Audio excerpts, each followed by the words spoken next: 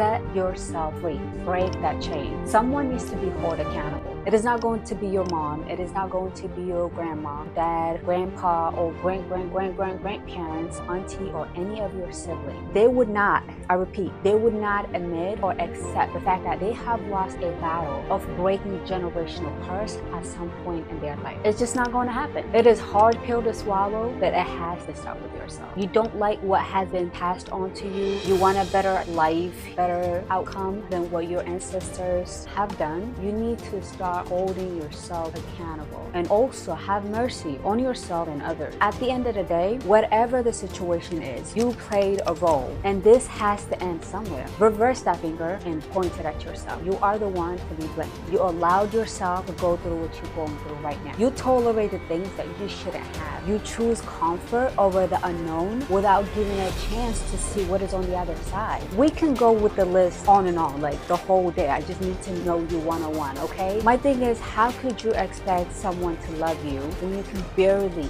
give yourself the love that you deserve? Change, growth, healing, it starts with yourself. Like, stop watching news and all that junk stuff. Don't worry about what Kim K is wearing, how many times she got married, how many times she got divorced, who was marrying who, who's divorcing who's dating who. Like, that's none of your business. My thing is, you can barely give an answer to your inner child. Why do you care about others? Why do you care about things that does not contribute anything to your life, to your happiness, to your peace of mind, to your bank account, to your family well-being, your freedom? Dig into your own closet and clean up those skeletons and start healing yourself and get something good out of life before it's too late. What is a generational curse? A generational curse is a belief or a concept that negative patterns, behaviors, or events are passed down from one generation to the next within family or community. This can manifest as a cycle of destructive behaviors, unresolved trauma that seem to affect multiple generations and will continue to impact until broken or resolved, and can only be addressed through prayers, healing, forgiveness, and breaking negative patterns. What does the breaking generational pattern looks like? If you want to see what breaking generational pattern looks like, look at how your mom, grandma, older siblings, uncles, and aunties have lived their lives. Pay attention to their attitudes towards life, their perspective on money, success, love, family, wealth, happiness, spirituality, or religion. Look into yourself and see how much you have adapted all these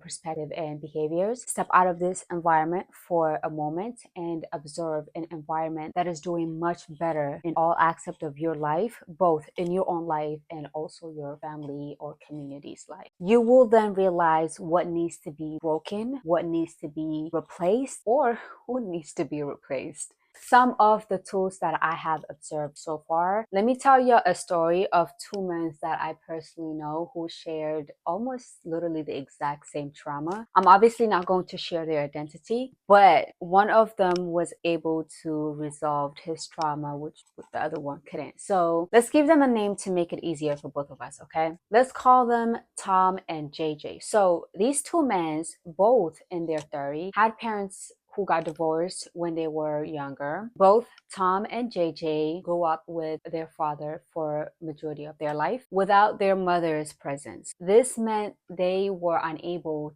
to experience a mother's love, nurturing, and all that a mother does for her son. Both had abandonment issues and faced any trauma that a child will do to a parenting issues. A quick background: Tom is one of the hardest working men that I have ever met in my life.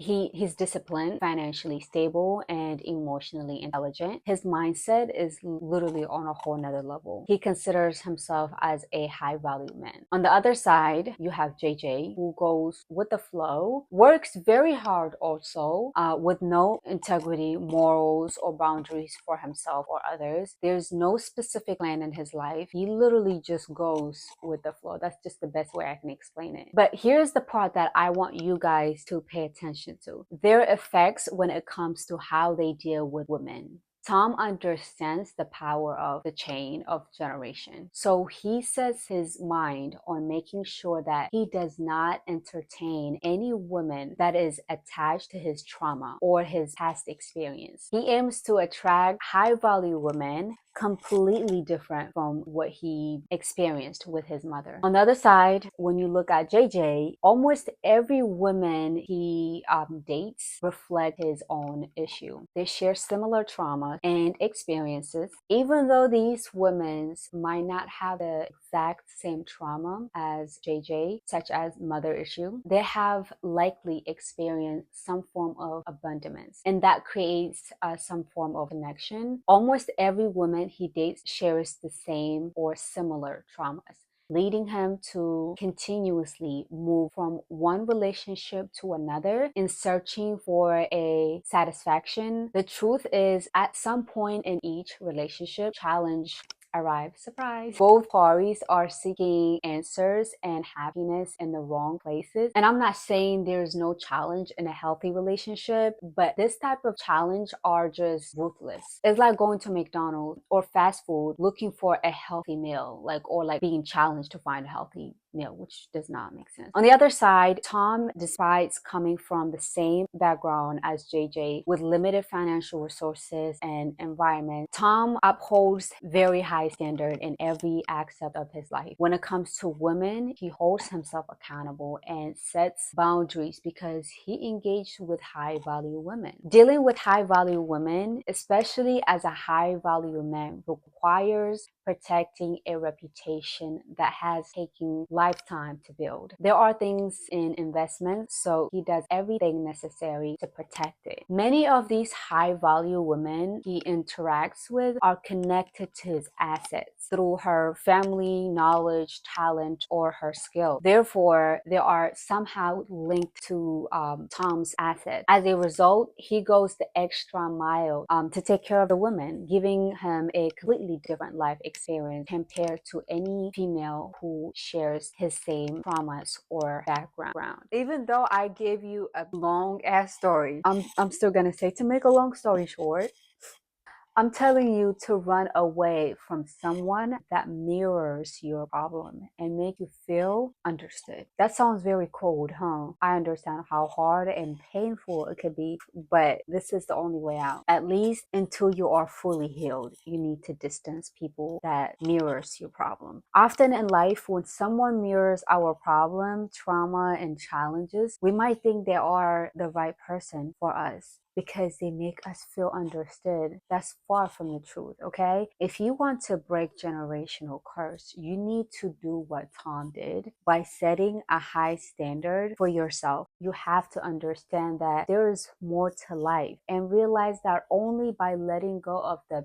past can you experience something new, something bright that you have never seen or experienced before. Your trauma and past experiences should not be the basis for building a relationship or friendship. Your values should be the driving force. I find it so funny when I see girls getting so excited to become friends, or when two people start a relationship based on their just playlist, favorite artists, or certain limited beliefs, or I don't know, speaking the same language or coming from the same community, or share same type of interest. We be feeling like we have found our best friend. We follow each other on Instagram the next day.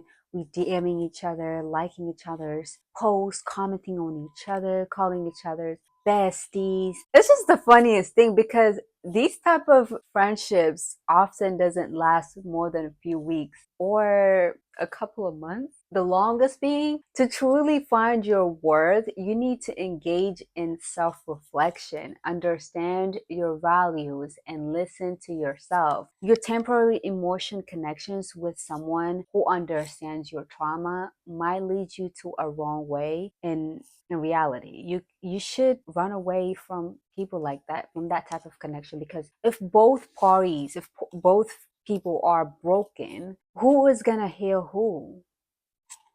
All right. the math ain't mathing, right? Yeah, nobody, by the way, nobody can heal you except God. And for God to be able to heal you, you need to separate yourself. If you haven't started your healing journey, it is better to begin early when you are younger rather than when you are older. When you get to the point in your life where you can't make time to isolate yourself, because isolation is so important for healing from people, or give your full attention, if you can't give your full attention to God and life and bills are smacking you left and right, is especially if kids, relationship, marriage, and kids are involved, it's going to be hard.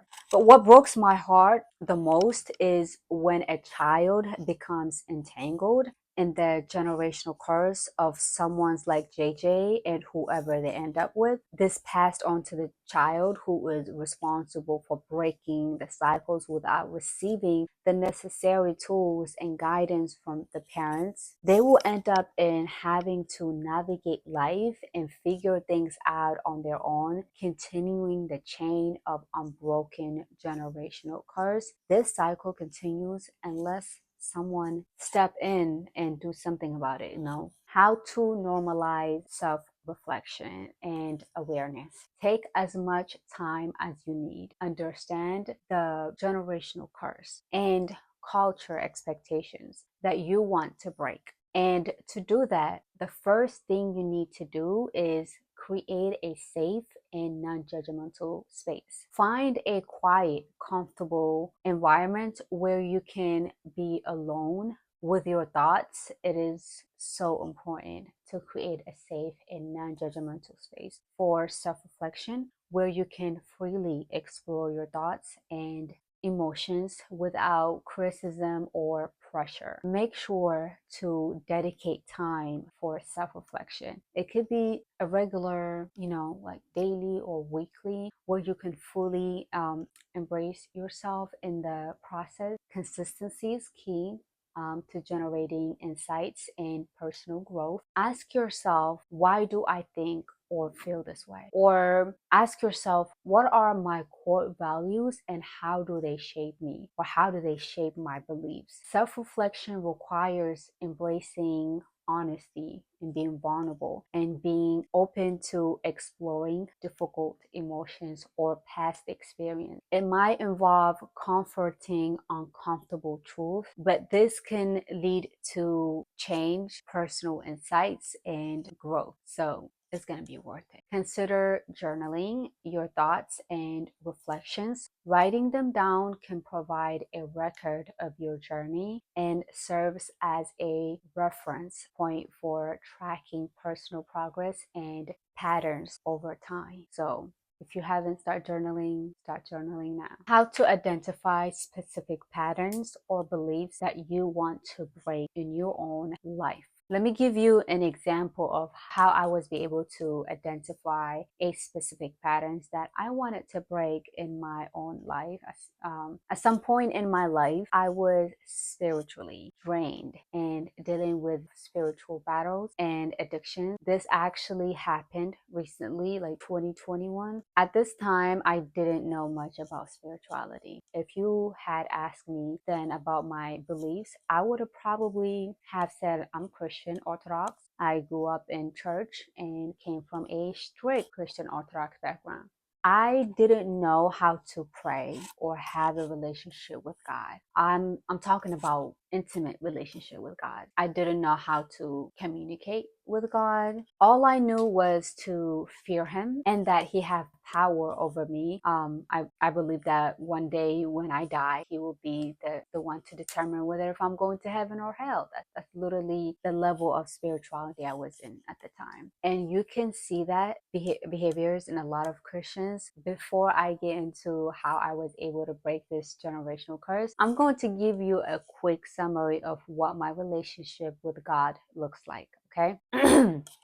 He is literally my everything. My best friend, my brother, my father, my heavenly father, my husband, my boyfriend, literally my everything. Heavy on everything, capitalize everything. The first thing I want to do in the morning is call upon his name. Not out of fear, but out of genuine love. And I was able to achieve this spiritual freedom because I could identify those patterns and find tools and techniques to get rid of them. The best way to break free from these patterns is to replace them with healthier ones by unlearning and learning. I had to let go of many religion-based beliefs and patterns and fully commit to the word of God. In this journey, I had to consistently tune in and tap into God, following the path He directed me towards, which was hard. It might be different for different people, but yeah, this is one of my journey when it comes to breaking generational curse and my spiritual life. So to summarize everything, basically the basics of step is just reflect on how these patterns or beliefs have influenced your life and the impact they might have on your well-being and personal growth. Okay, so to wrap up this video, I wanted to express my gratitude for joining me on this journey to breaking generational curses, and know that it takes